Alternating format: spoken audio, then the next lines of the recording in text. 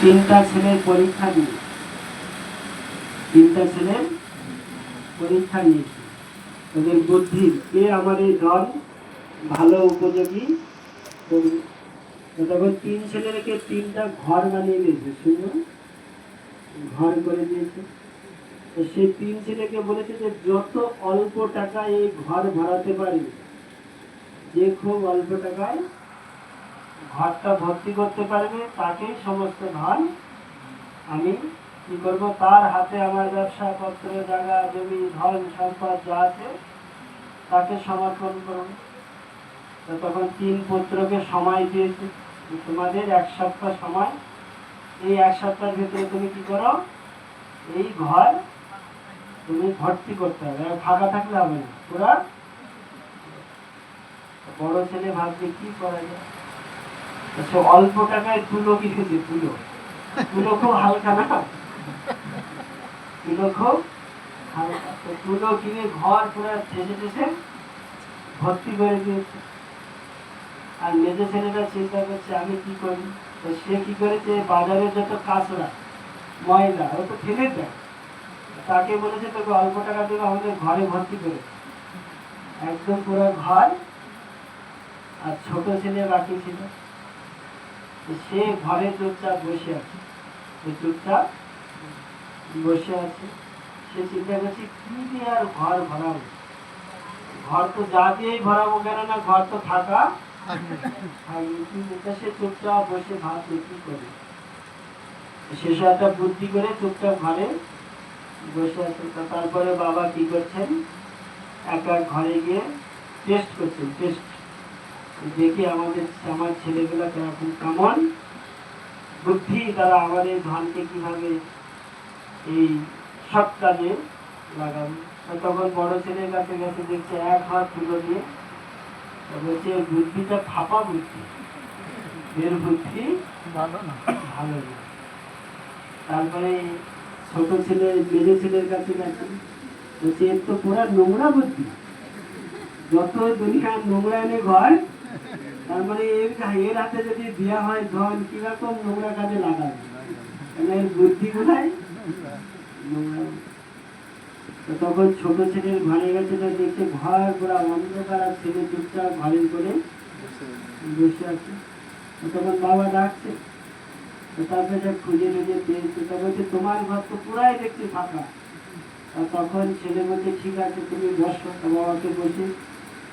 তখন সে মোমবাতি ধরিয়ে দিল, বাতি ধরালে কি হবে, প্রকাশ, আলোর প্রকাশে সারা ঘর আলোকিত হয়ে গেছে। তখন বাবা বুঝতে পেরেছে এই জগতে কি করবে, আমার এই ধনের দ্বারা কি হবে, আমার সম্মান কি করবে, উজ্জ্বল করবে, আমার বংশের মুখ আলোকিত করবে, এবং আমার যে যশ সারা জগতে বৃদ্ধি করবে। সেই জন্য আমাদের উপযুক্ত যদি আমরা না হই, তাহলে আমরা যে পিতার কাছে যোগ্য ঠকব কি সংকল্প করে, আমি আর আমিষ খাবো না, আমি আর অবৈধ কাজ করবো না, আমি আর পরস্ত্রীর চিন্তা, আমি জুয়া তাস পয়সা খেলব না, আমি আর পরের ধন। এই যে আমরা কথা দিয়েছি যদি আমরা না রক্ষা করি, তাহলে সেই পিতার যশ কি হবে না, আর সেই পিতা খুব দুঃখ পায়। আমরা যে পিতা, আমরা যে গুরুর চরণে নিজেদেরকে আত্মসমর্পণ করেছি, সম্পূর্ণরূপে তার চরণে আমরা কি করেছি, আত্মসমর্পণ করেছি। আর গুরুদেবও আমাদের কি করেছেন, তিনি গ্রহণ করেছেন। সেই জন্য আমাদের কি হতে হবে, সুযোগ্য, যোগ্য আমাদের হওয়া উচিত। আর যোগ্য হতে গেলে আমাদের কি করতে হবে, আমাদের খুব সুদৃঢ় হতে হবে, আমাদের ভগবত ভক্তি খুব দৃঢ়তার সঙ্গে আমাদেরকে গ্রহণ করতে হবে।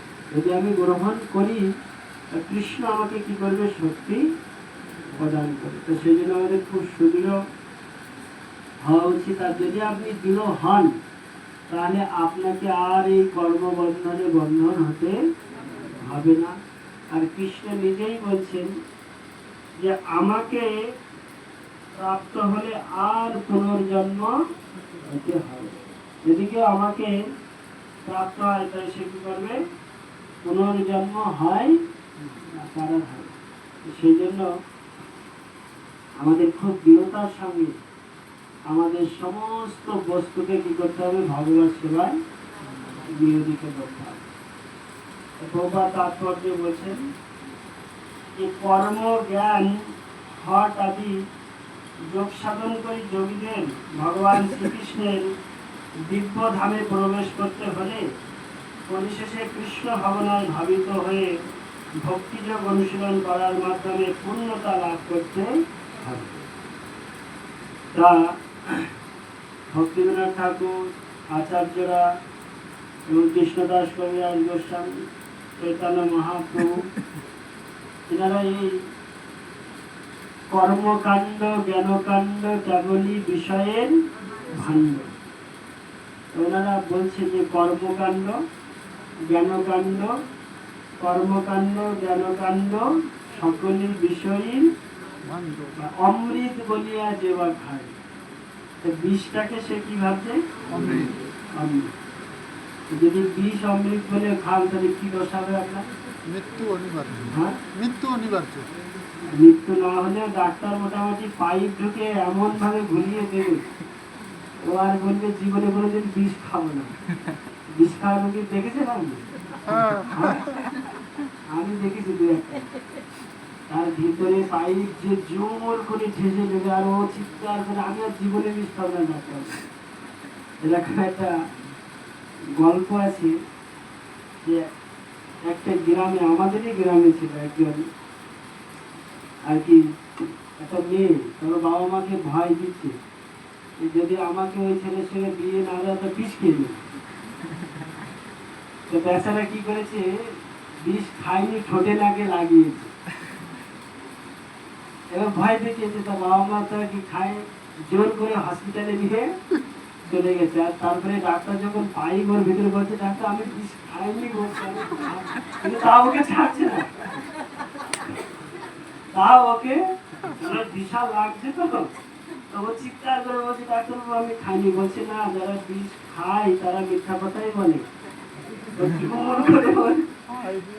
আর সে এত ব্যথা, এত কষ্ট, এত চিৎকার করছে, খুব কষ্ট। তারপরে ওয়াশ করবে মানে বিশাল কঠিন কষ্ট। ঠিক তেমনি বলছে এই কর্মকাণ্ড, কেউ যদি কর্মকাণ্ডে যায়, নারদ মুনি শ্রীমদ্ ভাগবতমে এই কর্মকাণ্ডের ফল কি সেই জন্য তিনি প্রাচীন বহিষ্কে দিয়ে বুঝিয়েছিলেন। প্রাচীন বহিষ বলে একজন মহান রাজা ছিল, তিনি শুধু এই যজ্ঞ কর্মকাণ্ড করে যাচ্ছেন। তা নারদ মুনি বলে তোমার এর ফল কি হবে, তুমি কি লাভ করবে? তখন তাকে এই কর্মকাণ্ড করলে যে কি দশা হয় তার একটা সুন্দর গল্প তাকে শুনিয়েছিল। শোনানোর পরে তিনি বুঝতে পেরেছিলেন যে আমার কর্মকাণ্ডতে কোনো লাভ হবে। তো তখন তিনি কি করলেন, এই শুদ্ধ ভক্তি করলেন। এই ভক্তির মাধ্যমেই সে কি করতে পারে, সে পূর্ণতা প্রাপ্ত হতে পারে। তো সেজন্য বলছে কর্মকাণ্ড জ্ঞান করি। সেজন্য চৈতন্য মহাপ্রভু তিনি আবির্ভূত হয়ে কোনো কর্মকাণ্ড থেকে যাননি। আপনারা নদিয়ার যে মহাপ্রভুর লীলা আপনারা করবেন, সেখানে বিভিন্ন ব্রাহ্মণরা ছিলেন, তারা এই কুলীন ব্রাহ্মণ, তারা এই কর্মকাণ্ডতেই বেশি তারা কি ছিল, প্রভাবিত ছিল। কিন্তু মহাপ্রভু এসে তিনি কি করলেন, এই সমস্ত কর্মকাণ্ডে ব্রাহ্মণদের সব কি করলেন, তিনি বিনাশ করে যে শুদ্ধ কৃষ্ণ প্রেম, সেই প্রেম তিনি জীবকে কি করলেন, জাগালেন। হে জীব সকল, তোমরা এই কর্মকাণ্ড বাদ দিয়ে তোমরা কি করো, এই কৃষ্ণ প্রেম ভক্তি তোমরা লাভ করো। সেই জন্য এখানে বলছে কর্মকাণ্ড জ্ঞান। অনেক জ্ঞান, অনেক জ্ঞানী ব্যক্তি আছে, অনেক জ্ঞানী ব্যক্তিরা আছেন। তো অনেক জ্ঞান থাকার ফলেও তারা কি হচ্ছে, অনেকে বলা হয় যে জ্ঞান পাপী।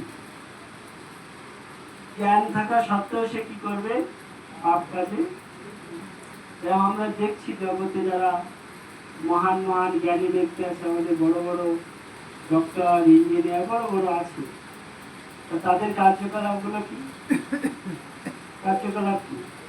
তা বড় বড় লোক, সেটা আর বলছি না, সামনে আসছে।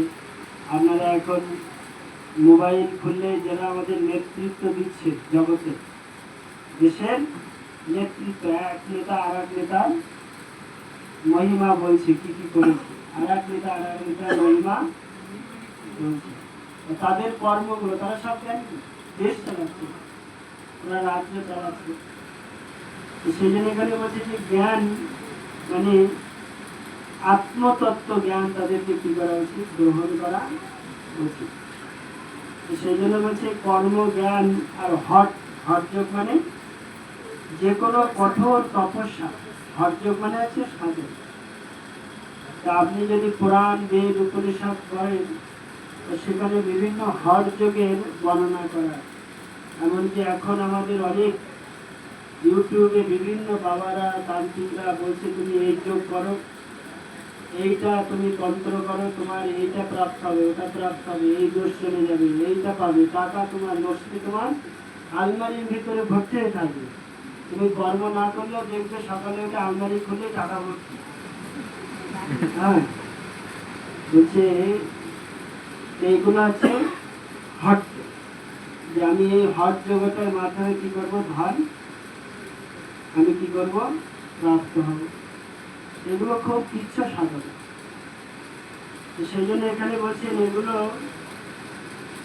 হট আদি যোগ সাধনাকারী যোগীদের ভগবান শ্রীকৃষ্ণের দিব্যধামে প্রবেশ করতে হলে পরিশেষে কৃষ্ণ ভাবনায় ভাবিত হয়ে ভক্তিযোগ অনুশীলন করার মাধ্যমে পূর্ণতা লাভ করতে, কেউ যদি ভগবান ধামে যেতে চায়, এই কর্মকাণ্ড, জ্ঞানকাণ্ড, হঠযোগী, এরা কেউ পূর্ণরূপে ভগবান ধামে যেতে পারবে।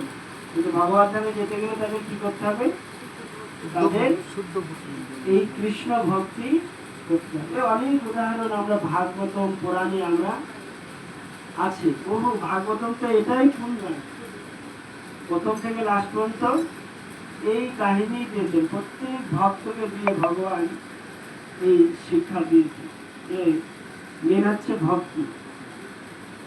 তো ভগবান শ্রীকৃষ্ণের এই দিব্য ধামে একবার প্রবেশ করলে আর এই জড়জগতে ফিরে আসতে হয়।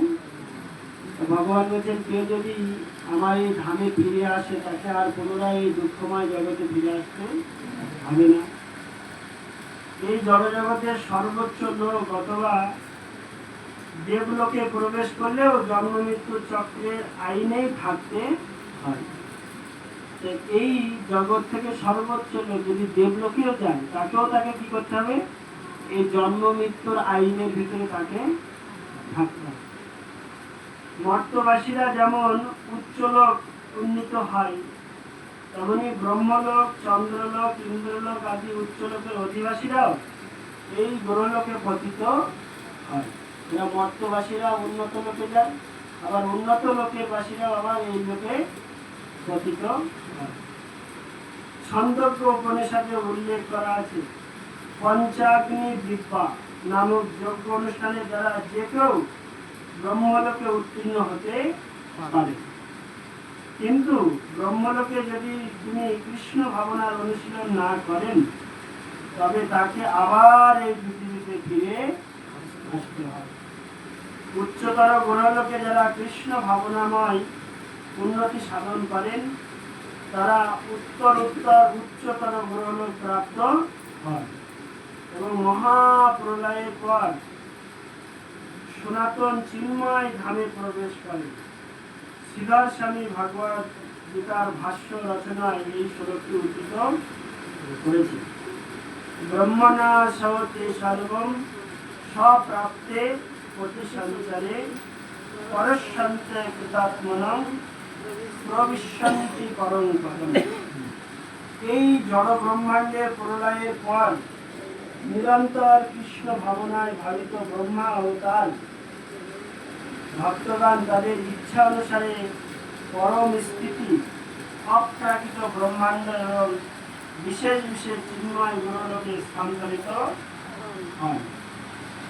এখানে বর্ণনা করছেন যে ভগবান যখন প্রলয় করেন, প্রলয় একটা হচ্ছে আংশিক প্রলয় আর একটা হচ্ছে মহাপ্রলয়।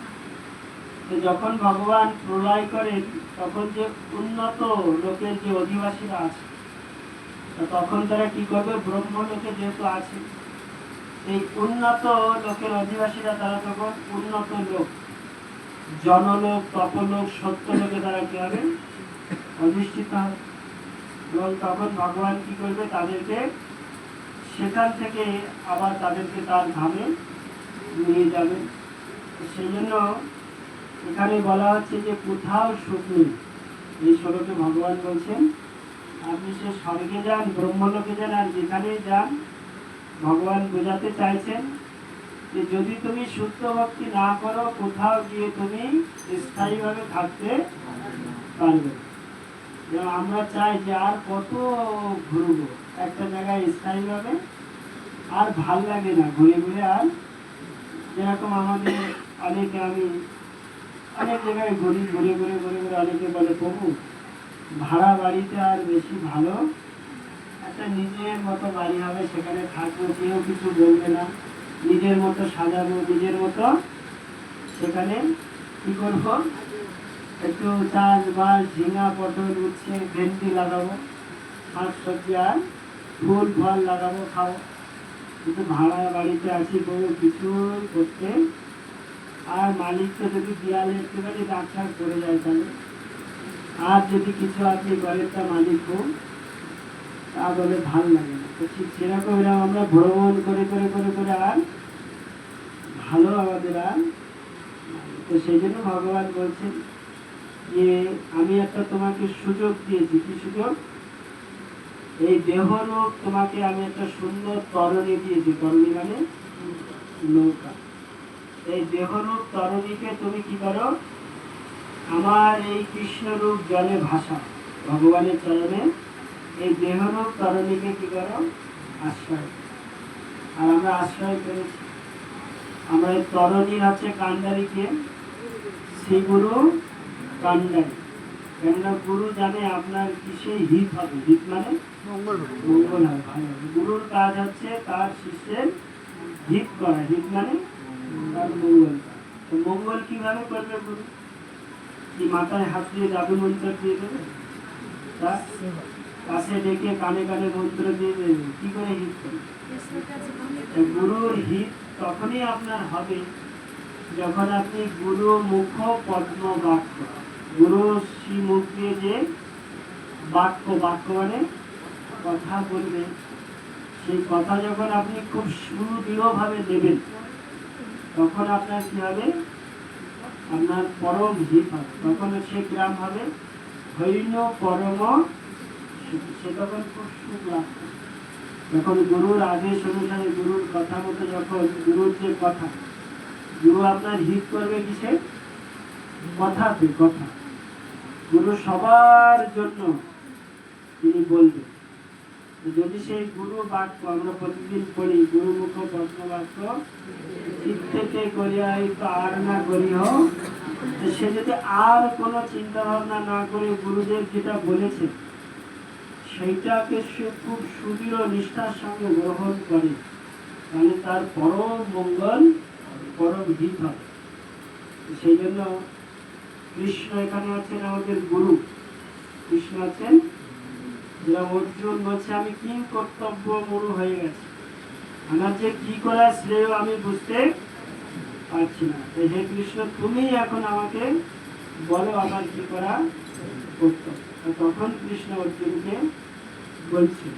অর্জুনের মাধ্যমে কৃষ্ণ আমাদেরকে সকলকেই বলছে যে আব্রহ্ম ভুবনলোক পুনর্বর্তী নর্জুন মামি কর্তৃত্ব করতে পুনর্জন্ম।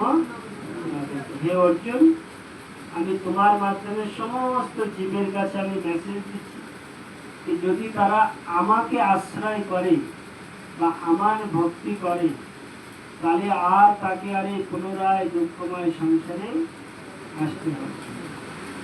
আর না হলে কি হবে, না হলে কি হবে, না হলে কান্না করতে করতে এসেছি। কি করতে করতে এসছেন? হাসতে হাসতে এসছেন? হ্যাঁ, কান্না করতে করতে এসে করে কান্না করেছেন, জোরে জোরে করেছেন না? আপনি হয়তো চোখে দেখেন, এখন যারা হচ্ছে তাদেরটা দেখছেন যে করছে, কান্না করতে করতে এসেছেন। আর আর কি আর আর কি আর আশা করতে করতে দিন কাটছে। প্রতিদিন আশা, এটা হলো ভালো আশা আশা করতে করতে করতে করতে করতে দিন কেটে যাচ্ছে। দিন যাচ্ছে। হ্যাঁ, কান্না করতে করতে এসেছি আর আশা করতে করতে আশা করতে করতে দিন কাটছে। দিন কাটছে। আর ভাবতে ভাবতে ভাবতে ভাবতে মৃত্যু হবে। মৃত্যু হবে কি? ভাবতে ভাবতে প্রতিদিন ভাবছি, এটা করবো, ওটা করবো, সেটা করবো, ভাবছি না? তা ভাবতে ভাবতে আপনার একদিন মৃত্যু হবে। আর হওয়া করার শেষ জীবনে আর করতে পারবে না। তো সেই জন্য এই সমস্ত সব কিছু বাদ দিয়ে কি করো? শুদ্ধ ভক্তি করো। এই শুদ্ধ ভক্তি হচ্ছে সর্বোত্তম। সেই জন্য আমাদের আচার্যরা বলছেন যে ভক্তি হচ্ছে সবচাইতে উত্তম, এর মতো আর উত্তম কিছু নেই। তো সেই জন্য আমাদের মহাজনরা বলছেন যেন তেন প্রকারণে মনোকৃষ্ণ। বিবেচনা তো যেন তেন প্রকারণে যেন আমরা কৃষ্ণের সঙ্গে যুক্ত ওই থাকি। আর যুক্ত যদি থাকেন তাহলে আপনি জীবিত থাকবেন। আর যুক্ত না থাকলে আপনার কি হবে? পুনরপি মরণা পুনরপি জননা পুনরপি মাতৃ যখনে এই বারবার বারবার ক্লেশ দেখতে হবে। তো সেই জন্য আপনি পূর্ণরূপে যুক্ত থাকুন আর আপনার জীবনকে ভগবান ধামের দিকে এগিয়ে নিয়ে চলুন। হরে কৃষ্ণ কৃষ্ণ কৃষ্ণ হরে হরে, হরে রাম রাম রাম হরে হরে। শ্রীমদ্ ভাগবত গীতা। কারোর কোনো প্রশ্ন আছে আজকে ক্লাসে? বলুন না, কার প্রশ্ন বলুন।